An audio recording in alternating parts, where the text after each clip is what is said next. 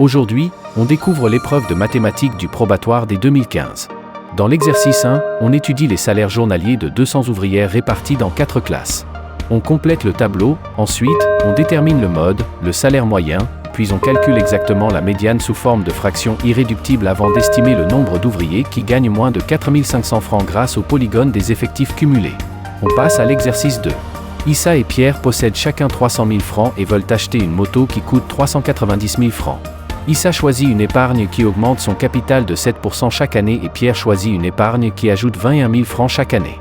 On calcule le capital de Issa au 1er janvier 2011, on étudie les deux suites, puis on détermine U indice 4 et V indice 4 pour savoir à partir de quelle année chacun pourra acheter sa moto. Dans la partie A du problème, on commence par développer racine carrée de 3 moins 1, le tout au carré, une identité remarquable. Ensuite, on résout dans les réels l'équation 2x au carré moins facteur de racine carrée de 3 plus 1 multiplié par x plus racine carrée de 3 sur 2 égale 0, on utilise le discriminant, on trouve les solutions, puis on les réinjecte pour déterminer toutes les solutions, d'abord dans les réels, puis dans l'intervalle 0, 2π.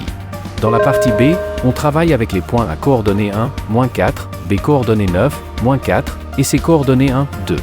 On détermine le point G, isobarycentre des 3 points, et on explique son rôle dans le triangle ABC. Ensuite, on calcule les distances AB, AC et BC pour montrer que le triangle est rectangle en A. Puis on détermine l'ensemble des points M tels que MB au carré plus MC au carré égale 100, ce qui correspond à un cercle particulier, avant d'écrire une représentation paramétrique de ce cercle.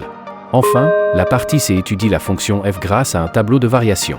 On en déduit l'ensemble de définitions, les limites, les valeurs f de -1 et f de 1, ainsi que les dérivées en ces points. On montre ensuite que f de x égale x au carré plus x plus 1, le tout sur x, pour tout x non nul, puis que la droite y égale x plus 1 est une asymptote oblique à sa courbe. On vérifie que le point oméga de coordonnées 0, 1 est un centre de symétrie pour la courbe avant de terminer en construisant la courbe et l'asymptote dans le même repère. La correction est disponible au numéro qui s'affiche en bas de ton écran.